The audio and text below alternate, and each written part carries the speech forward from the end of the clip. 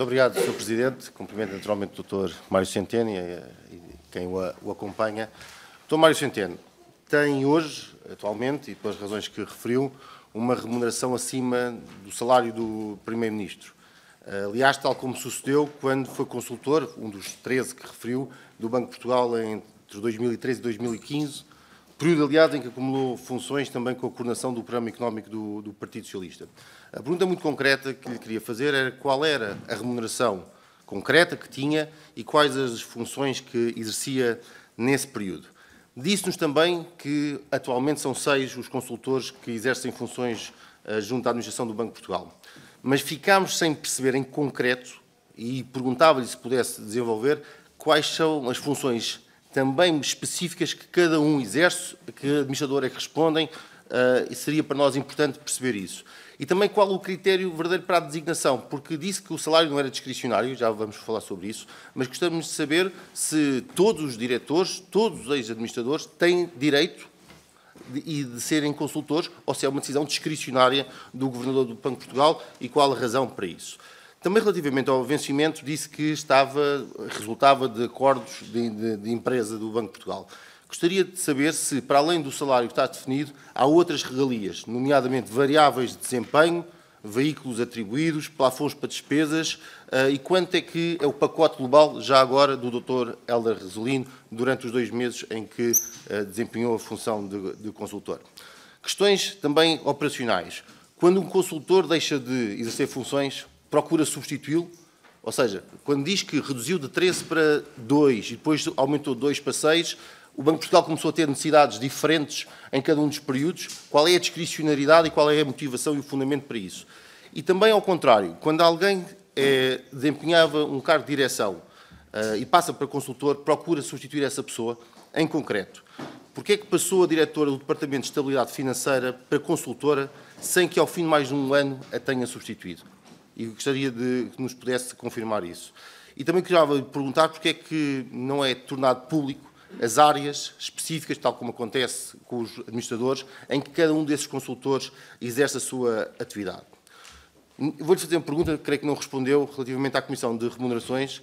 Porque é que nos últimos 4 anos e meio não sentiu necessidade de reunir a Comissão de Remunerações? Sabemos que não tem a ver em específico com os consultores, mas com a política remuneratória do Banco de Portugal.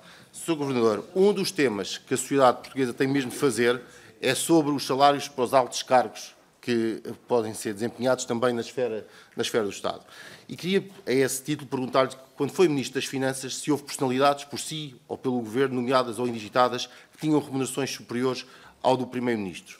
E por isso, se a resposta for afirmativa, como creio que é, se acompanha a nossa conclusão de que concorda que com este tipo de política, porque enquanto beneficiário, enquanto decisor, quer no Governo, quer no Banco de Portugal, adotou e atribuiu salários para determinadas personalidades, para determinados cargos, acima do vencimento do Primeiro-Ministro. E se é também correta a nossa conclusão de que, no seu entender, caso se aplicasse o limite do salário do Primeiro-Ministro para algumas funções na esfera do Estado, criar-se-iam dificuldades no recolhimento, essas sim potencialmente prejudiciais e gravosas para o Estado português.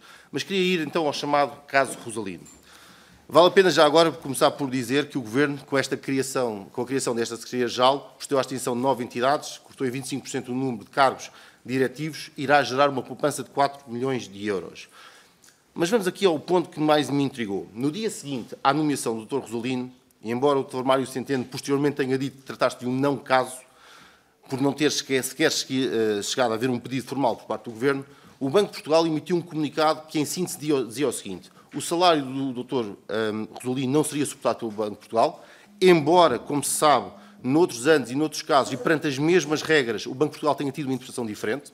E, segundo, de que tal tinha sido dado conhecimento de modo informal ao Governo. A pergunta que lhe faço é muito concreta. Qual a razão e qual a necessidade que sentiu para emitir este comunicado? Podemos todos pensar, perante as notícias que visou o Banco de Portugal ou o Governador, o Banco de Portugal não permite especulações. Contudo, sinceramente, não pode ser esse o critério.